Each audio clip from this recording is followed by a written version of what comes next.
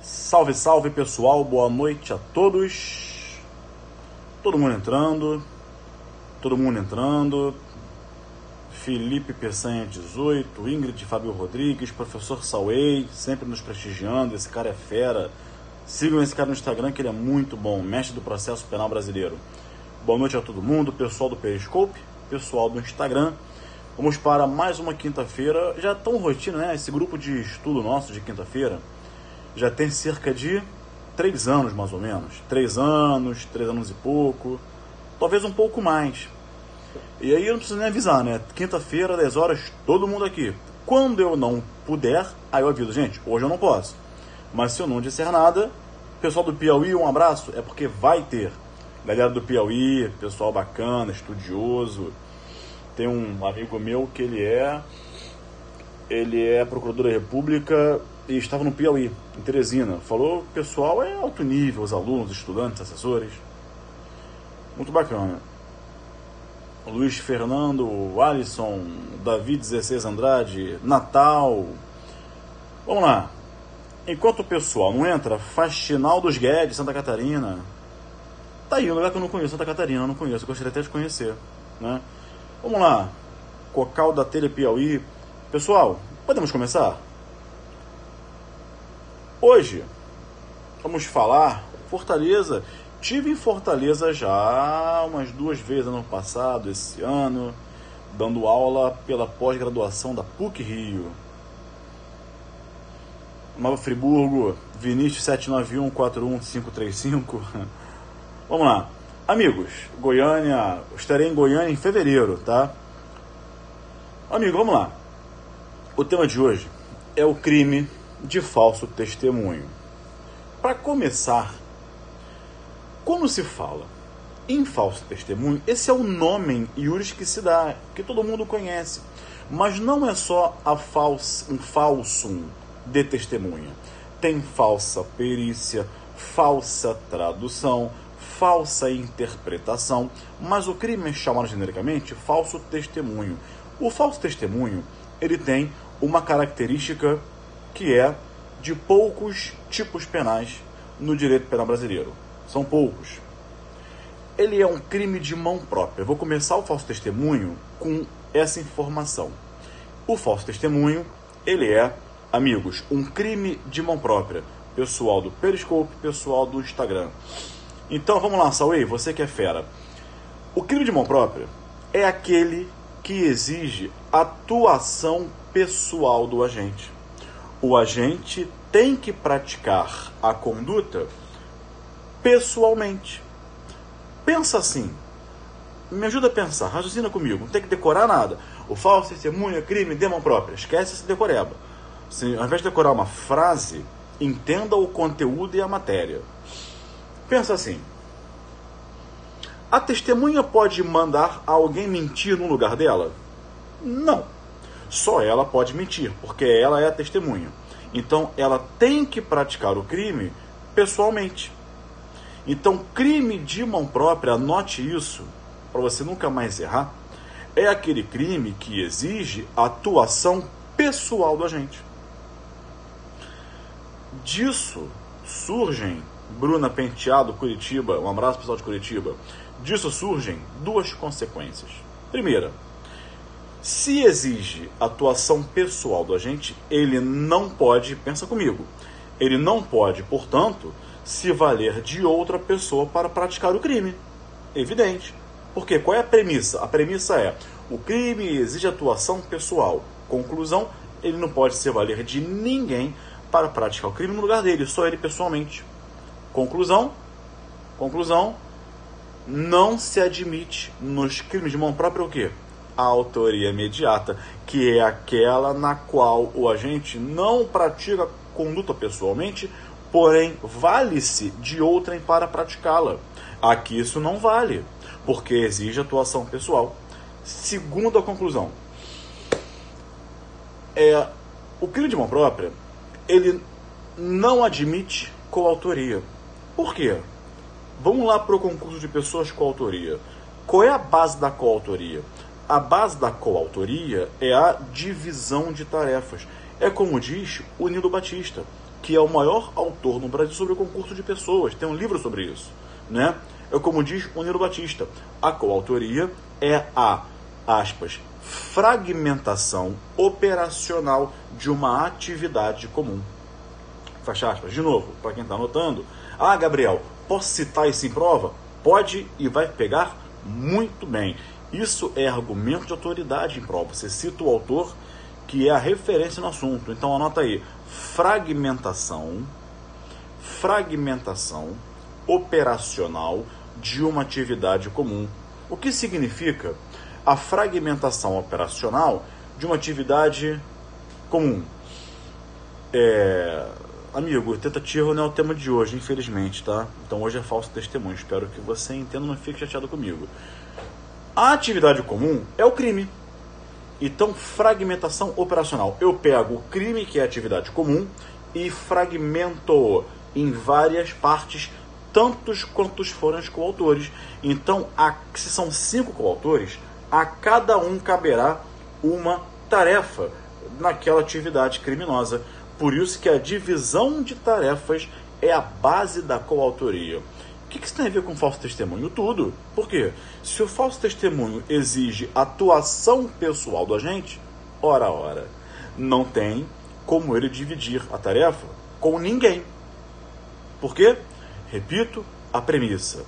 A premissa é, se você fixar a premissa, e aí, amigos, isso é dica de raciocínio lógico, silogismo, né? Quando você fixa a premissa, você parte dela, você não erra. Se o crime de mão própria exige a atuação pessoal do agente, só ele pode praticar pessoalmente, ou seja, não pode dividir tarefa com ninguém. Mas Gabriel, e se for uma outra testemunha? Mesmo assim, cada testemunha pratica o seu crime. Tudo bem? Bacana. Aí uma questão interessante. E o advogado? Isso caiu em prova delegado federal 2004 e sempre cai no CESP. O advogado induz a testemunha a mentir. Olha, mente, omite aquele fato, que omitir é crime, diz-se lá no tipo penal. Calar, testemunha que se cala, falta com a verdade. Enfim, olha, é seu amigo, vai prejudicar o sujeito, então fala que não foi, ele fala que você não sabe de nada, aí que tá. O advogado, ele não pratica o falso testemunho, porque ele não é testemunha, ele é advogado. Mas, quando ele induz a testemunha a mentir, ou instiga, ele pode ser coautor? Claro que não. Por quê? De novo, vai ser repetitivo, mas isso é importante para o seu estudo, para o seu raciocínio. O crime de mão própria exige a atuação pessoal do agente. O advogado não é autor, ele não é testemunha, ele não reúne o requisito que o tipo exige de ser testemunha, ele é advogado. Mas pode ser coautor? Para a doutrina inteira, com razão, não. Por quê? De novo, vai repetir, mas é raciocínio. O crime de falso testemunho é um crime de mão própria que exige, portanto, atuação pessoal e logo não cabe coautoria, porque a base da coautoria é divisão de tarefas. Se você seguir o passo a passo do raciocínio, a partir da premissa, você não erra. Esse eu quero de vocês, raciocina. Não tem que decorar nada, tá? Enfim, então vamos lá. Então o coautor não pode ser. Entretanto, muito embora, aí que vem o X da questão e o pulo do gato. Muito embora o falso testemunho, por ser crime de mão própria, deixa eu inverter que é melhor. Muito embora os crimes de mão própria, como falso testemunho, não admitam coautoria, eles admitem tranquilamente participação. Normal. Você pode induzir a testemunha a mentir. Note, você não está praticando a conduta tipo, você está induzindo alguém a praticá-la. Alguém quem? Aquela pessoa que o tipo exige. Testemunha. Então, o advogado que induz, ou qualquer pessoa, qualquer um, não precisa ser o advogado só, né? Vamos abrir nossa mente e ampliar os horizontes, porque todo mundo fica assim, mas e o advogado? Qualquer pessoa, não é só o advogado, qualquer pessoa que induz o testemunha a mentir é partícipe. Contudo, o Supremo Tribunal Federal, completamente equivocado, tem entendimento de que o advogado que induz a testemunha a mentir, ele é coautor do falso testemunho. Esse entendimento, ele é equivocadíssimo, mas é o entendimento do Supremo Tribunal Federal. E aí vem na prova, de acordo com o STF, de acordo com o STJ, de acordo com a doutrina, saiba com quem você está falando. Se a questão pedir de acordo com o que é o delegado federal 2004, de acordo com o STF, é possível a coautoria do advogado? Erra com o Supremo, mas acerta o gabarito da prova. Agora, para a doutrina inteira, não, ele é partícipe, tá? Muito bem. Vamos lá. Agora uma outra questão. Olha que interessante, gente. Para quem perguntou, o autor de referência ao concurso de pessoas é o Nilo Batista. Nilo, lembra? Rio Nilo? Nilo Batista, tá? Enfim.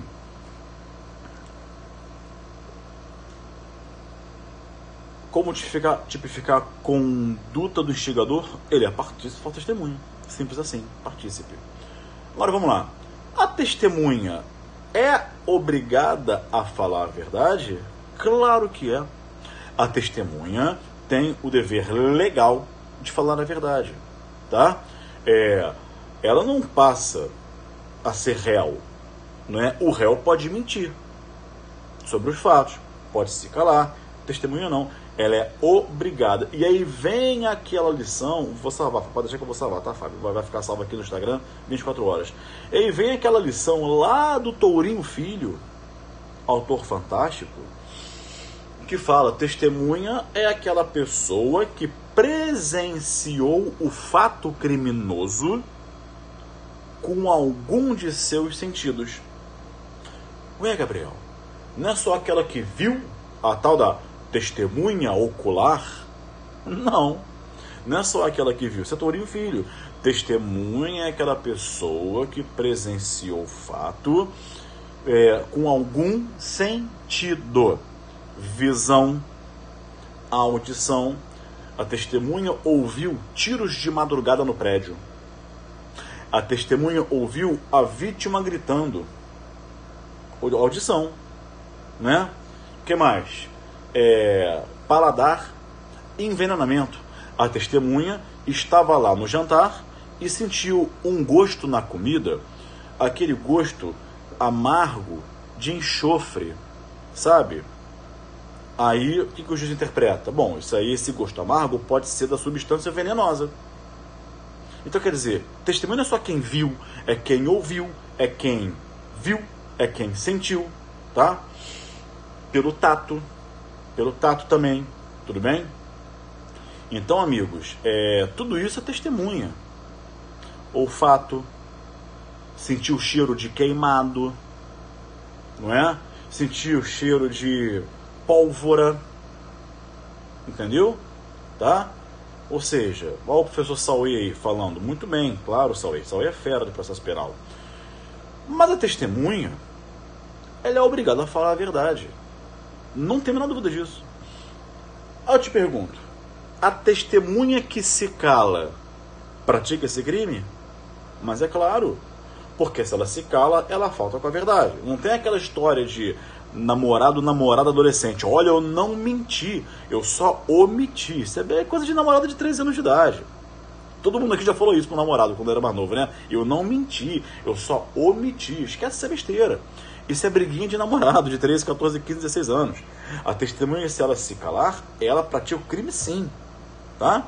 Muito bem. Agora, existe uma pessoa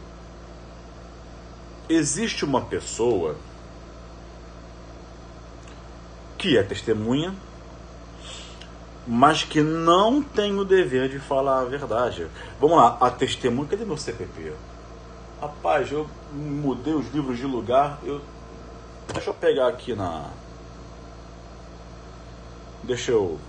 Pera aí, gente. Deixa eu abrir aqui a internet, que eu quero ler o tipo penal. Código Penal. O telefone está na frente da tela. Vamos lá. Artigo 342. Vamos lá.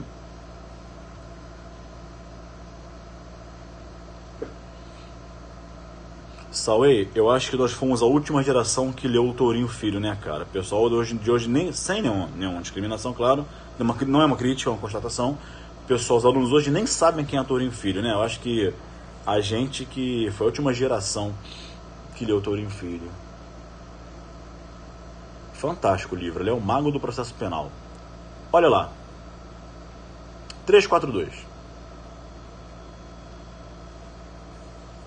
Fazer afirmação falsa, ou negar, ou calar a verdade, como testemunha, perito, contador, tradutor, intérprete, etc.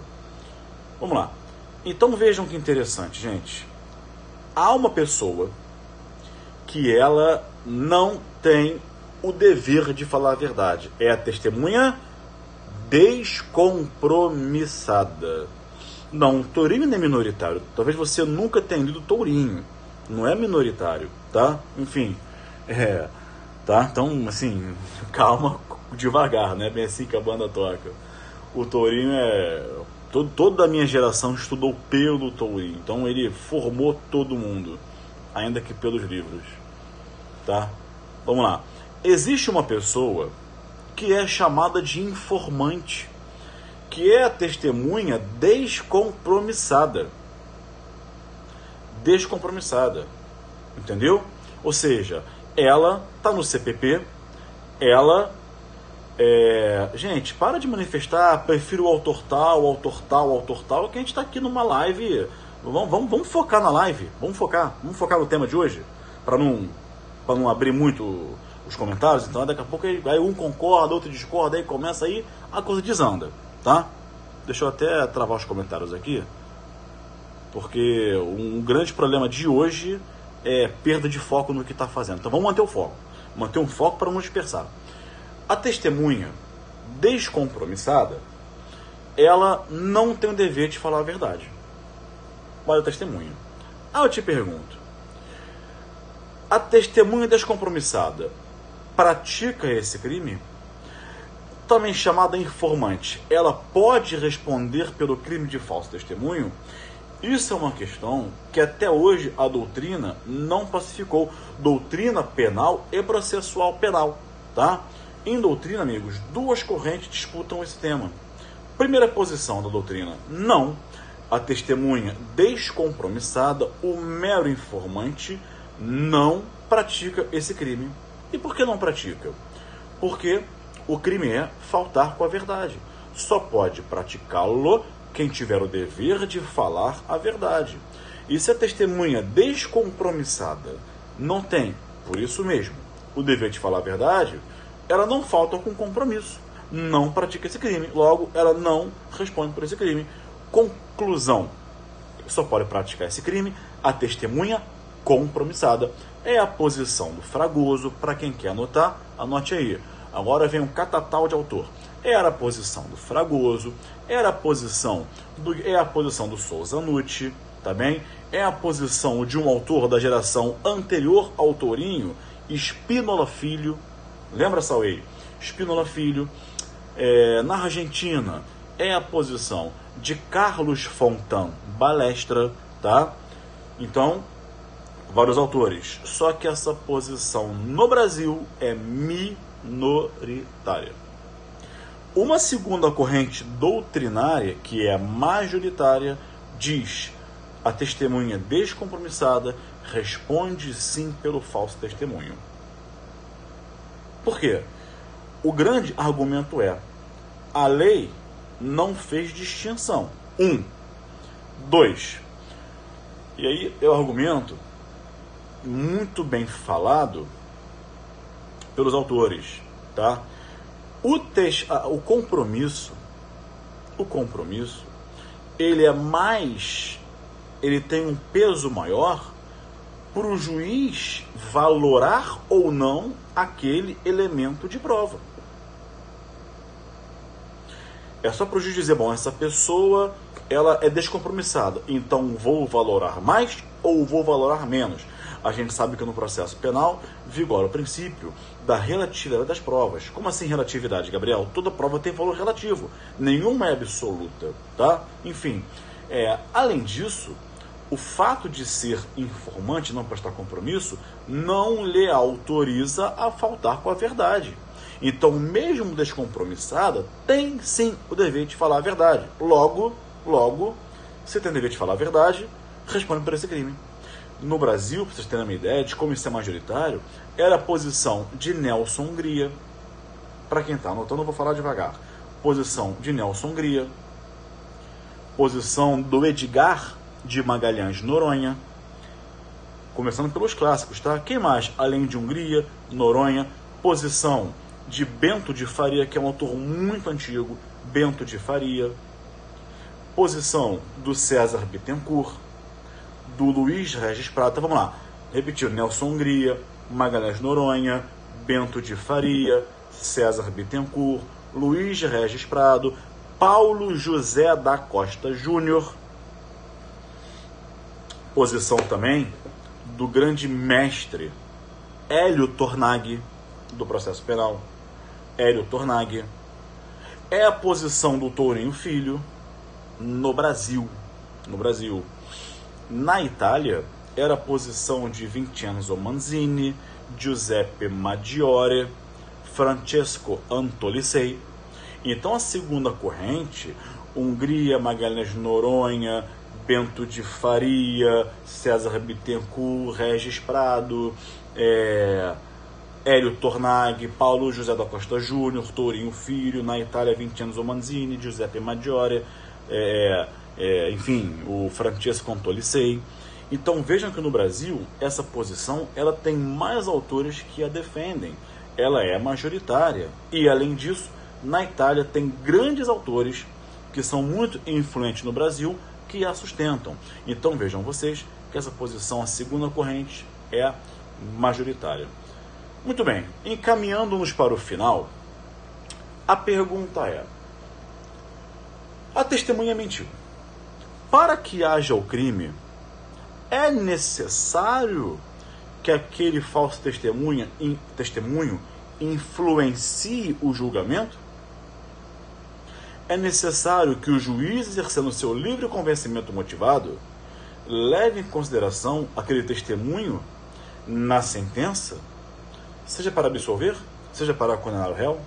Sim ou não? Não. Diz-se em doutrina que o falso testemunho é um crime incondicionado. Ou seja, mesmo que o juiz não leve em consideração aquele testemunho falso, o crime existe. Tá bem? O crime existe. Tá? Muito bem. Agora vamos lá. Uma outra questão que eu queria falar com vocês para encerrarmos essa live. O falso testemunho admite a retratação. Artigo 342, acompanha quem está com o código aberto, 342, parágrafo 2º. Todo mundo sabe que a retratação é uma causa de extinção da punibilidade.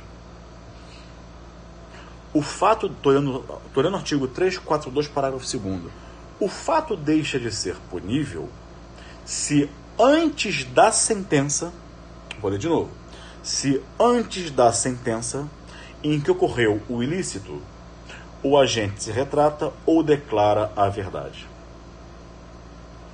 Antes da sentença. Sentença, pega lá o conceito de processo penal, processo civil. É o ato que põe fim ao procedimento de primeira instância. Ponto. Ok. Mas, no tribunal do júri, acabamos de ler que a retratação, para extinguir a punibilidade do agente, lógico, que mentiu, a testemunha que mentiu, tem que ser, amigos, até a sentença. Sentença de mérito, ok. Mas e no tribunal do júri? até que momento a retratação pode ser feita. Essa discussão, ela é um pouco antiga e hoje ela perde um pouco sentido, está pacificado. Só que eu vou trazer para você o porquê de ela existir. Vamos lá. O nosso Código de Processo Penal é um Código de Processo Penal inspirado no CPP italiano de 1930, ou CP também. Se você acha, o nosso Código Penal, direito alemão, esse fetiche, isso é um fetiche, esse fetiche que nós temos pelos alemães, não é? Esse fetiche, os alemães, isso é um fetiche, tá? A nossa origem legislativa não é da Alemanha, é da Itália. O nosso CPP é praticamente cópia do CPP italiano. Lá em 1930, a Itália vivia num momento de barbaridade planetária fascista. Benito Mussolini encomendou um CPP para Arturo Rocco, um CPP que legitimasse os atos que se fazia na planetária fascista. Quer dizer, tinha que ser um CPP que servisse para legitimar os atos do fascismo. É claro que tinha que ser um CPP o quê? Autoritário, porque legitimava atos de autoritarismo. Como na Alemanha, Hitler já encomendara a Edmund Metzinger um código penal que tinha lá um capítulo que dava um tratamento diferente para os judeus não arianos. 1940 e pouco, 50, por ali. E Metzinger chegou a fazer esse projeto de Código Penal. Eu tenho esse projeto comigo, né? Não entrou em vigor, mas já se enxergava lá, para você que quer se informar sobre o tema, já se informava lá, já se tratava lá de um direito penal do inimigo. Não é? Se você quiser aprofundar o tema, meu livro é propaganda não, tá? É meu livro. O livro não custa nem R$40, tá? Ou seja, Metzinger já colocou um capítulo no Código Penal, no projeto que Hitler encomendou dele, do direito penal diferente. Não é diferente. Então, já naquela época nascia o direito penal do inimigo. E aí, voltando para a Itália, passando pela Europa, voltando pela Itália. Já o nosso CPP, ele foi cópia de lá, tá? E, por ser... Bateram aqui na janela, na varanda. Minha esposa. E por ser, dizia eu, tá.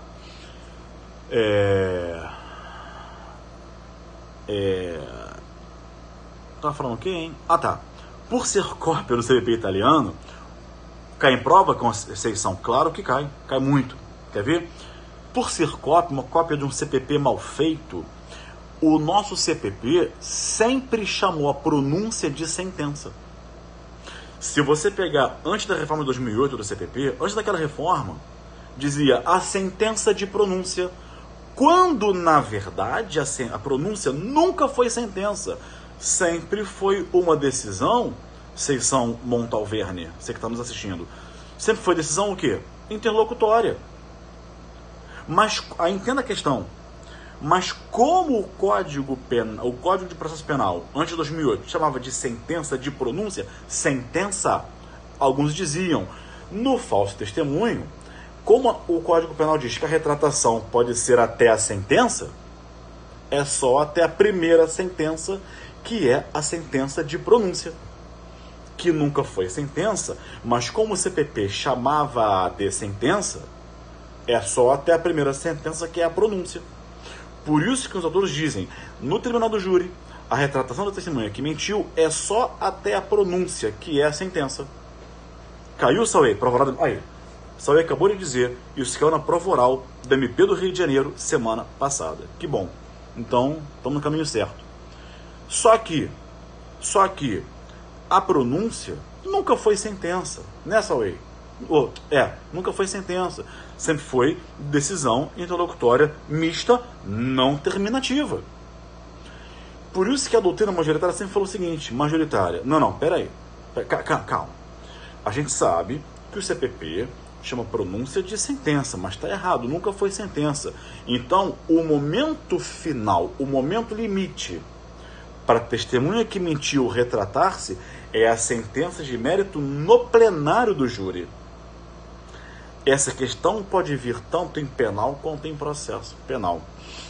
Tá? Aliás, estou pensando em ano que vem dar aula de processo penal também. Tá? É um pensamento bem inicial.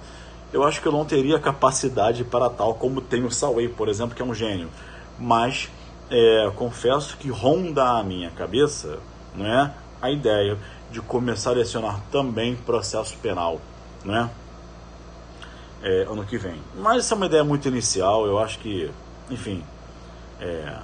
Mas vamos lá. Amigos, então, com isso, eu encerro a nossa live de hoje. Desculpa se eu me estendi no histórico do CPP, mas assim, confesso que eu não resisto a um raciocínio, a um dado histórico, mas não é para contar a história que no início tudo eram trevas, das trevas fez-se a luz, não, o histórico, para você ter a interpretação até chegar no que é hoje, tá? Tudo bem? Obrigado pela companhia de vocês, mais uma quinta-feira, usamos o nosso espaço semanal, gratuito e profundo. Para quem está perguntando por e-mail, Instagram, ano que vem, ai, Gabriel, ano que vem, mas manda aí ano que vem, mas fala mais, ano que vem, tá? Ano que vem, eu vou começar a minha mentoria de questões discursivas. É uma coisa que não existe no mercado de provas. Não adianta só responder a questão, porque se fosse só responder, todo mundo que fez essa questão passava no concurso. E, no entanto, não é assim, né? Não é só responder, tem que saber o que responder, como fazer, e eu vou responder as questões de prova com vocês na mentoria. Mas não é assim, vou criar um caso concreto. Caio mata Tício num barco porque o barco afundou com um colete salva-vidas. Não vou ficar inventando historinha. Eu vou pegar só questão de prova. Só questão de prova. Olha quem tá aí, professor Flávio Milhomem. Isso é fera do processo penal. Isso é fera. Muito bom. Sigam esse cara. Ele e o Batatinha, que são duas feras. Amigos, a minha pós-graduação em penal já encerraram as inscrições, primeira turma, segunda turma vai ser ano que vem. Eu vou avisar vocês quando lançar, tá bem? Amigos, ano que vem, mas olha só, não vai mandar mensagem para mim daqui a 6 dias, Gabriel, já é janeiro, cadê a mentoria? Ano que vem é lá, fevereiro, por ali, janeiro a gente organiza tudo, tá? Ainda estou atualizando meu livro de leis especiais, então lá para fevereiro a gente começa a mentoria em questão discursiva. Claro que as vagas serão limitadas, tá bem? E na história não, quem me conhece sabe que quando eu falo eu cumpro, tá? Serão, estou pensando em 100 vagas a primeira turma, a inscrição vai fechar e depois, quando for o momento, vão reabrir as inscrições, tá? Mas vai ser limitado, tá? Não vai ser aberto para todo mundo, não. Naturalmente, os primeiros 100 que se inscreverem, tá bem? Não nos veremos mais até o ano que vem. Desejo a vocês um feliz ano novo, não é? Um 2009 com, em primeiro lugar, saúde, e que você cuide um pouco mais de você. Que você se preocupe com o seu tempo, com o que você faz com ele, com o seu corpo, com a sua mente, com o que você come, com o que você fala para as pessoas, o como você fala, né? Ter um pouco mais de preocupação com você, como você está agindo com as pessoas, como é que está seu tom para falar com as pessoas, o que você está comendo, não é? Se você está se exercitando, é aquilo que o Sauei fala. Para aguentar um ritmo de estudo e prova, tem que ter mente sã, corpo são, tá? Então, se dedique um pouco ao seu corpo, tá bem? porque é a sua saúde. Quando eu falo corpo, não é para ir pra academia, para ficar fortinho, bonitinho, não. Preocupa com o seu corpo para te dar estrutura para aguentar o ritmo, tá? Salve, obrigado, amigo. Fez uma para você também, para Andréia, e pro filho de vocês. E amigos, 2019 a gente volta com tudo. Um abraço, até lá e tchau.